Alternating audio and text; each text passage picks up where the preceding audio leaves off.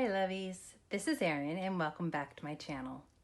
Today I'm going to be closing out our 5th and final paycheck in January, showing you all the money that we brought in this week and how we allocated or spent every dollar that we brought in. Don't forget to subscribe to my channel if you are new so that you won't miss when I post new budget updates or other money related videos.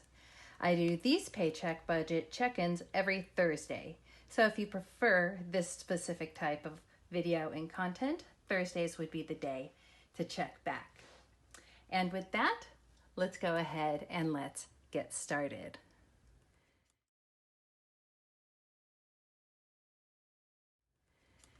So I'm just going to start here by grabbing out the sheets that we need from my planner here. And you can see everything else is kind of filled up for the week. So I need our weekly spending tracker and our budget, and then we will potentially need our no spend days to fill in, but I'm just going to set that to the side for now. And trying out a bit of a different style of a tracker, still trying to determine what I like, what I don't like for things. One thing that you will notice at first is there's not a lot of white space. So there were a lot of purchases. However, the good news is that for the most part, we stayed under budget. And we actually stayed well under budget. And so on the days that I did go out and do the shops, I just pretty much tried to take care of as much as possible. So most of my shopping was done, and most of the expenses were done across really just really 3 different days, and then a bit on the 4th. So on the 27th, the 31st, so the last day of the month, so the first day of the paycheck, the last day of the week on Friday, our usual expenses that come out on the 1st, and then a couple of things on the Tuesday, and those are really those fixed expenses as well. So even in terms of colors, you can see the one that stands out probably the most this week is the spend in pink. And I'm not going to go into too much detail with everything there, and that brought a total of our spending for the month to $3,665. But again, the main thing, other than $10 in spend, I did not go over budget. It helps that I'm feeling like crap and I can't eat all that much anyways, and I'm on a liquid diet, but hey, a win is a win no matter how you get one. That's my story, and I am sticking to it. And we can tell by the just by looking at the dates that are here. So big gap. So I did all the spending on the 27th, nothing on the 28th or the 29th or the 30th. Yes, I had that January Save Challenge, and then the rest. So we had 3 no spend days. So I get to color in 3 of my unicorns. So I'll do that real quick and then I will be right back.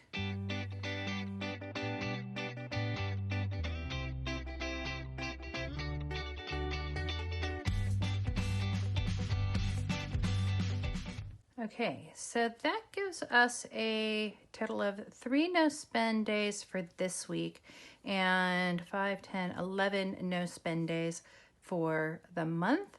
I had only been aiming, because I've never tried having no spend days before. This is my first time. And I was aiming for 4.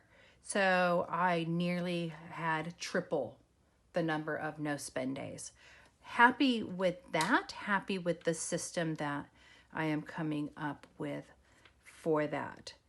So the last thing then to check is to check our cash envelopes as well. So our cash and digital envelopes, and I'm going to have to write these in.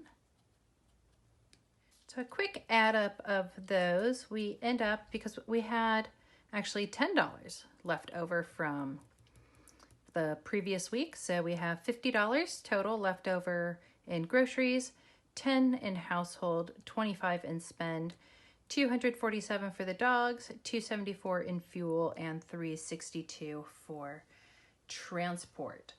And so I'll have a think, but probably what I am going to do, this 362 for transport and the money for fuel and the money for the dogs, roll that over to next month. And then this $85 here, put into another, I guess just put into a side envelope. I don't know. What do you guys do when you have leftover cash at the end of the month? Do you roll it over? I'm thinking that I should probably take some of this and actually put it towards maybe our health fund, because I know I'm going to be using quite a bit of that the rest of this month. So I could maybe take half of it and put it to a health fund, or I could put it towards another purchase. Let me know what you think or what you would do. I'm open to any ideas for that. And now the last thing that I want to check off here is, so this is just going back to what our initial pay was. So we'll quick walk through these. So income, mine was as expected, Gary's was as expected, and the child's was as expected. We did have a bit more in other, and so that's because it includes that conference, it includes the post office, and then we had another just small container exchange as well. That was another $14 for an income total of $5,235. The rates did come out. Now, here's the other question that I have for you. Electricity. So we have $400 put aside for electricity, but when COVID hit, there was a credit, a rebate that was given to all Australians. I think it was like $125. Plus we have solar. So we, again, did not have an electric bill. It was zero. We generated more electricity than we used. We had that credit, etc. The next billing period will probably have some type of a payment. So we have this entire $400 left over. I'll come back to that in a minute. Mortgage has come out, loan was paid, home insurance loan. They're not in purple yet, but they will be. So we ended up with a total of $1,955, $1,121 in envelopes. Sinking funds total was $886. And then we put $769 towards the credit card. We didn't put all of the extra money towards the credit card, and because we decided that my husband eats a lot of meat. That's a good portion of our grocery bills. I'm not a big fan of red meat. I eat it maybe once a week. My son on occasion will as well. But my husband loves a steak, and the more it moves, the better. And so what we decided to do was to just get him an eighth of a steer. So here they call it a beast. So just ordering direct from a rancher, from a cattle farmer, getting an eighth of a cow. And we decided to put that $400 towards that. We could have put it back in the sinking funds. We could have put it elsewhere, but we thought this might be a good use for it. So along with the $14 from the containers for cash, $10 where we were under on the rates, so that difference, and then the $80 because that health insurance is still not coming out. That gave us $504, and the estimate is anywhere from $450 to $575. But that should take care of meat for, I don't know how long. We'll have to see how long it lasts him.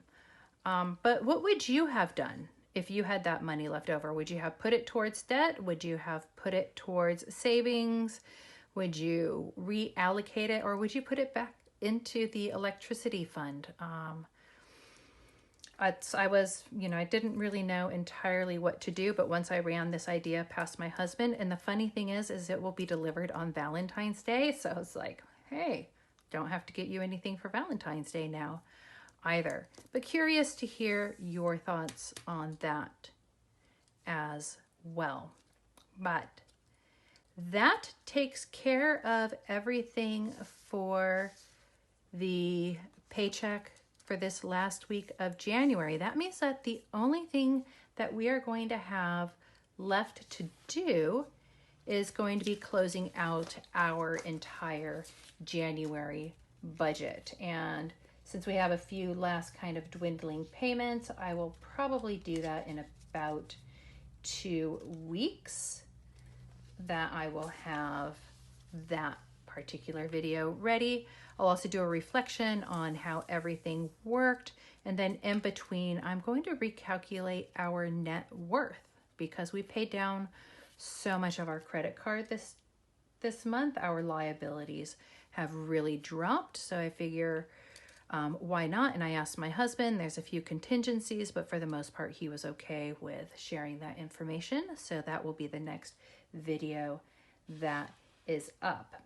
But that is a look at our January 2021 week 5 paycheck budget check-in report. I hope that you all enjoyed this video. I hope you can help me out with the questions that I have. If you did enjoy it, give it a thumbs up, and also don't forget to subscribe to my channel if you haven't already.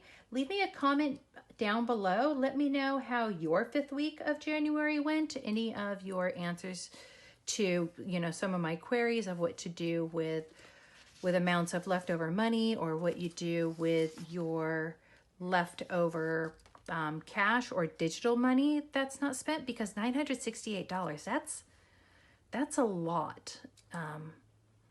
That's a big credit card payment. But at the same time, I don't want to be short next month on any of these areas. So should I keep a percentage of it, a ratio? Yeah. Just really, what would you do for that? I would really love your input. So as always, remember to choose kindness, show gratitude, always keep a positive mindset, and I will see you in the next video. Bye.